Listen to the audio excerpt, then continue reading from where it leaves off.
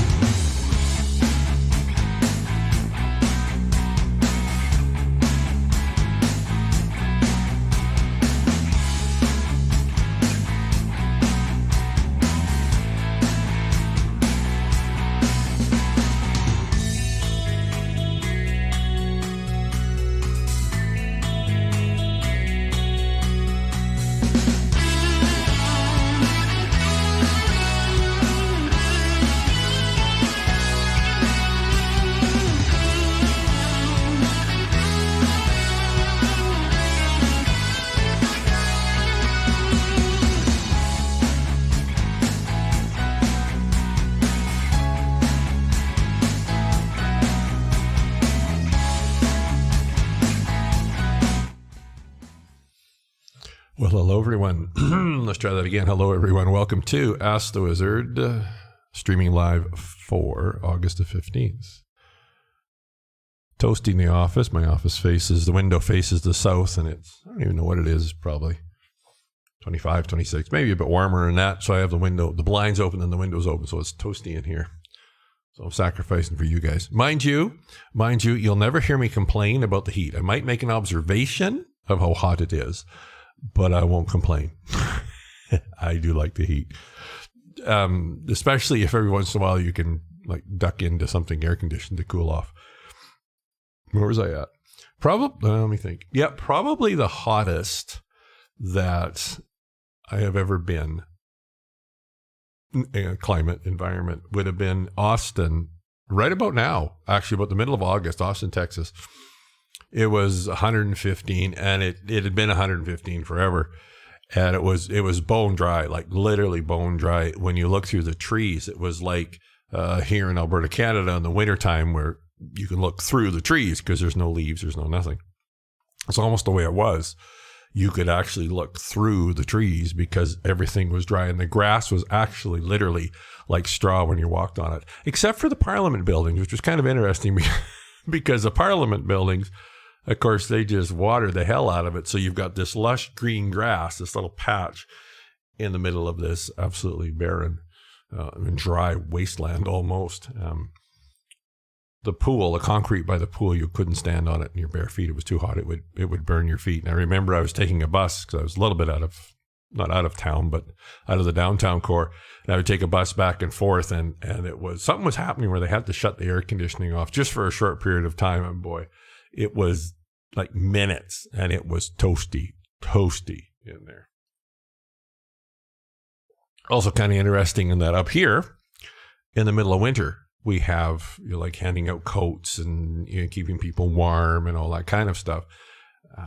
So down there they did the same thing, but it was the exact opposite. They were handing out fans and they were handing out water and they were doing whatever they could to keep folks that couldn't get out of the heat and of course get dehydrated to keep them from having that happen. So, all right, teaching topic. We're going to bring Mr. Flipchart. So let me push record on this. Let's do the teaching topic transition. Here we go.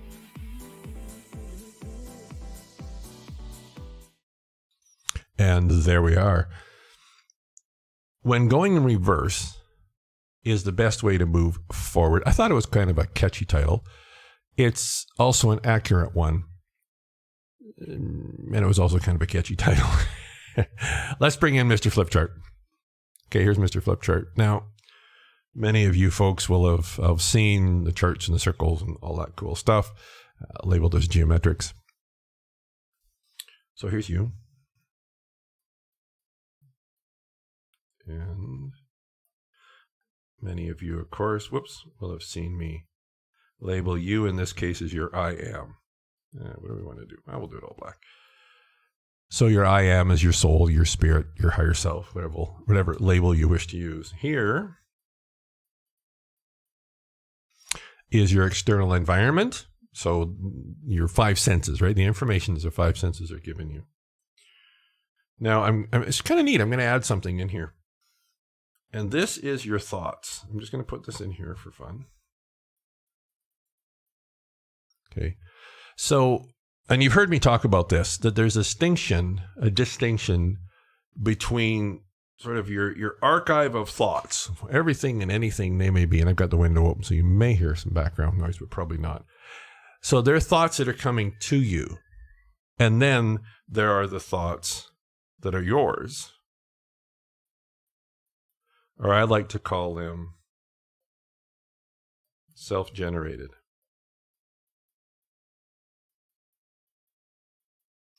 So in this chart, we've got your external world, which is the world of your five senses. We have got your thoughts. We have got you, your soul, your spirit, your higher self.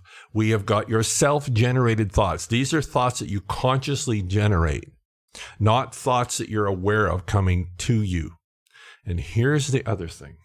This just came to me about 5 minutes before. Don't move around. There's a setting I need to change here. And then there's your body. So There's your I am, your soul, your spirit, which is non-physical. Now, what do I mean by non-physical? Many of you guys will have seen this already or heard about this in other classes and different things like that. When I say non-physical, what it means is you can't take your I am, your soul, your spirit and put it on a scale and weigh it, right? So you can't experience it directly with your five senses. Your body, of course, you can. All right? Okay, so let's go back. So this is typically, and both of these are going on at the same time, but just so you kind of get an understanding of the mechanics of this. There's stimulus that originates in your external world, and it flows through your thoughts, and it sets up a vibration in your body. So for our purposes here, we're just going to leave this aside. It sets up a vibration in your body. And certain vibrations or sensations we label as emotions. Now, and I actually talked about this, maybe even the last broadcast, I can't remember, which is simulcast on Facebook, YouTube, Twitch. Strip the audio, put it on Anchor.fm and Spotify. On Spotify, search for Ask the Wizard Coach. You'll find me. So the information comes from outside, your external world. It flows through your thoughts, and we could talk about this forever, but for our topic, for our purposes here, we're just going to say it flows through your thoughts, memories, belief systems, again, on and on and on, which are yours, but you are not them. Remember, you here are not them. Again, topic for another discussion. So it flows through your thoughts. It creates sensations in your body that we've labeled as emotions. Now, this happens all the time. Nothing wrong with that. But here's the issue with that. When we don't understand, like, none of these things are bad. It's just when we don't understand the mechanics of them and then also don't understand how to manage them. And remember, it's always about, we always become a master at managing life, not mastering life. So everything that I teach, you can increase your skill at it and you can get really good at it, but there's still going to be some days where you just crash, right? Because we never master it. It's always something that we're managing, actively managing. And some days you're, wind beneath my wings. Other days you're dragging your butt across the ground, right? Okay. So if your external environment is nice, it flows through your thoughts, and it sets up a vibration or vibrations, sensations in your body that we label as emotions, and we like it. Feels good. That's excellent. Now, of course, you know where I'm going with this. What happens if these circumstances aren't what you like? Well, then what happens is, goes through your thoughts, sets up a vibration, sensations in your body that you label as emotions that you don't like. So if we just sort of function, I'll use that word, with half of this whole process, we're very much a victim of our external circumstances. And of course, as you guys know, the one aspect of your present moment that, yes, I do know about you, that we have the least amount control over is your external environment. So if you're exclusively depending on or trying to manipulate your external environment so you will feel good, i.e. positive, good emotions, you're kind of screwed. You don't have any control over that. If it's great, that's perfect. But then what happens when it's not great? Well, now I'm stuck. And the only way, here's the thing, the only way I can change that, the only way I can feel better, right? Feel better is if I change this. So we look at this. Use this one. This is the cause. And this as the effect. So our external environment, whatever that may be, is the cause of the sensations that I feel in my body, again, that equate to emotions, good, bad emotions. Let's get rid of that. Now, here's the second piece of this whole thing, right? Because this just kind of happens, right? It just happens. But where we really, if you will, take back control, let's use a different color, we're going to use purple, is when we understand that we can use self-generated thoughts to create a sensation in our body. And we do this, like we do this stuff all the time. We just don't, I think, consciously realize what we're doing and the mechanics of it. Because when we understand the mechanics of it, now we can a whole lot more effectively, if you will, and it's not really an exaggeration, take back control of how we feel. Maybe not what's happening out here, at least not initially. Hang miffly on that one, but how we feel. So now there's actually two processes at play. There's this one, which it's still happening, and this is the one that's really easy because we've been conditioned. This just happens. Like, I mean, it's warm. It's whatever, 28, 29 degrees Celsius outside my office. It's not difficult for me to feel warm right now, right? You don't have to do anything. It just happens. And if it was the middle of winter and it's minus 40, and I open the window, it wouldn't be difficult for me to feel cold. That happens all the time. Where we become masters of our experience is when we start to understand and work on this. When we understand that even though this maybe wants to cause us to feel emotions that don't feel good, we can counteract that with our self-generated thoughts. Because we can think a thought that feels good, right? You do that all the time. We call it daydreaming. We call it fantasizing. We call it visualizing. I mean, step 2 of the manifesting process, right? 5 steps. Creating your perfect desire. Step 2, living your desire on the inside. Step 3, managing resistances. Step 4, taking inspired action. And step 5, celebrating your victories. So in step 2, that's what you're doing. You're visualizing, you're imagining, you're daydreaming for the sole purpose of feeling good. Back to our chart. So you're doing this, self-generated thoughts, so your body feels good. You create sensations in your body that feel good. So what we're doing here now is we're using those same mechanical processes to do 2 things. To either sort of offset what's out here, because, and again, I'm not saying that you're going to be, wind beneath your wings every day. But when we do have those external experiences, external stimulus that cause us to feel sensations we label as emotion that we don't like, we now have another tool that you have, and I know it doesn't seem this way a lot of times, you have complete control over. Because, okay, stick with me here. Because you can choose the thoughts that you focus on, not the thoughts you're aware of, but the thoughts you focus on. Let's flip back. So what did I just say? You have control over the thoughts you focus on, not necessarily the ones you notice. What are the thoughts you notice? That's these guys.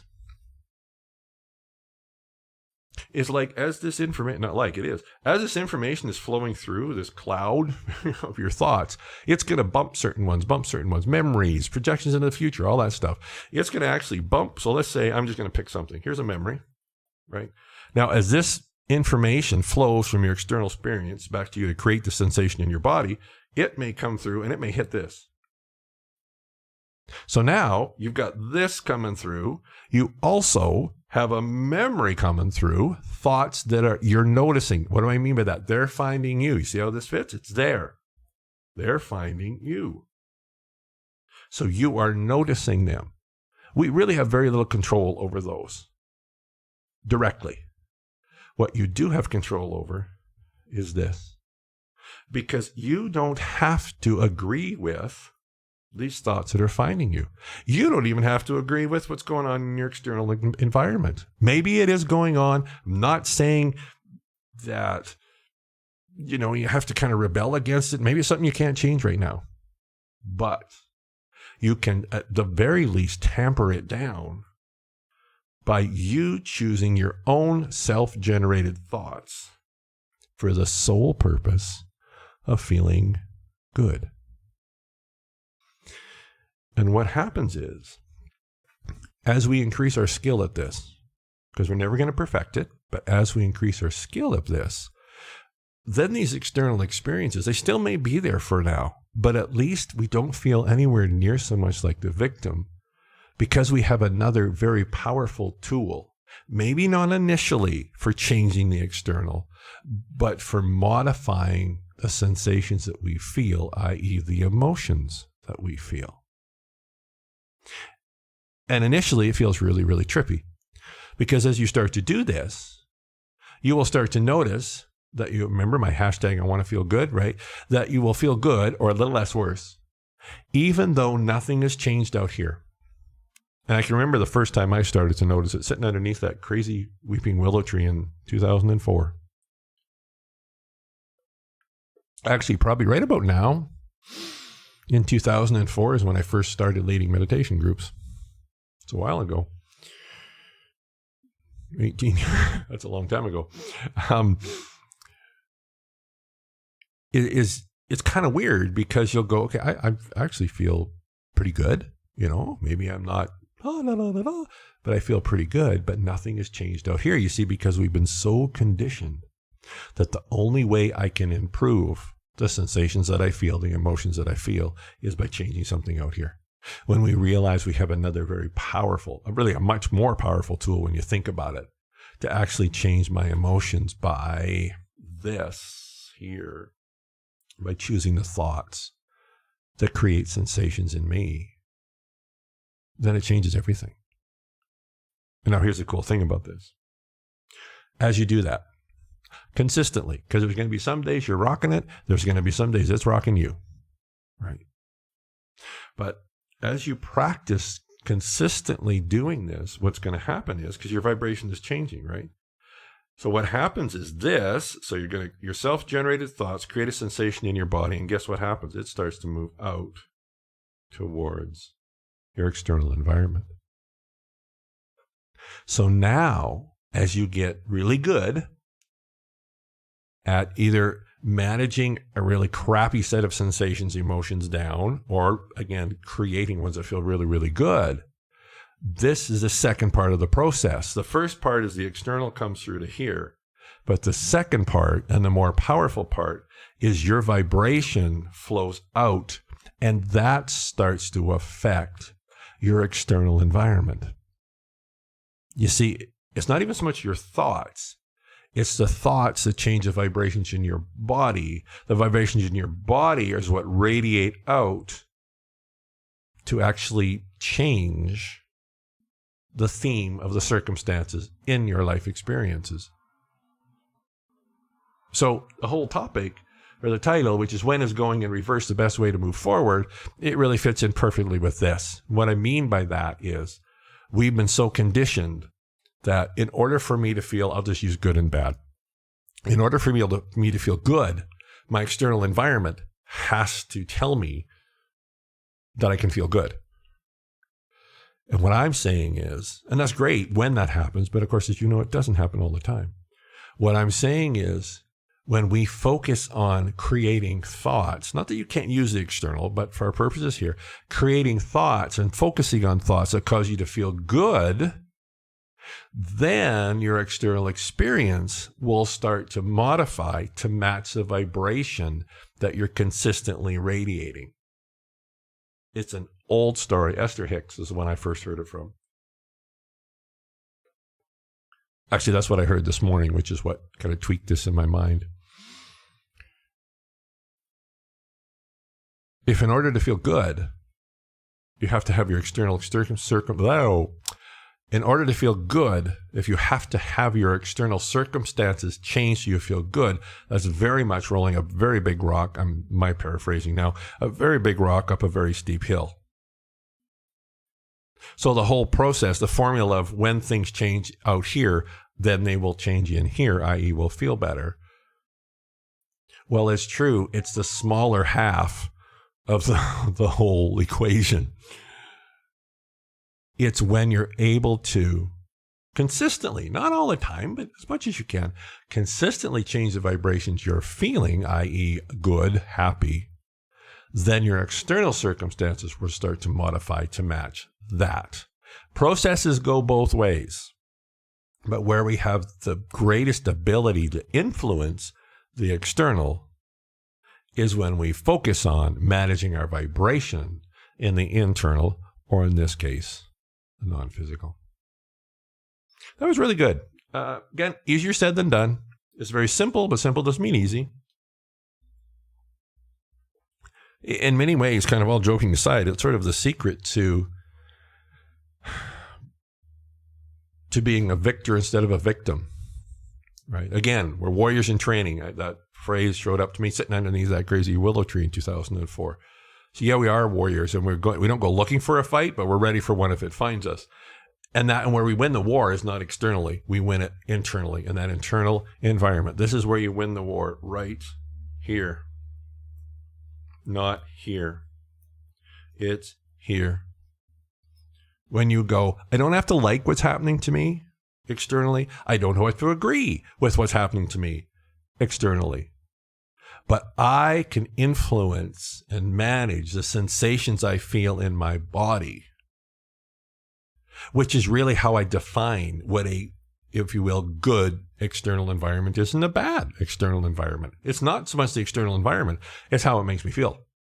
There are people right now that just don't like this warm. This is a small example, but everything's scalable, and I will close. That right now it's like, oh God, it's so hot. I love it when it's cold. I don't like it being this hot. And they can be standing outside, and I'm standing outside going, more heat, more heat. Okay, it's the same environment. Two very different experiences from that environment.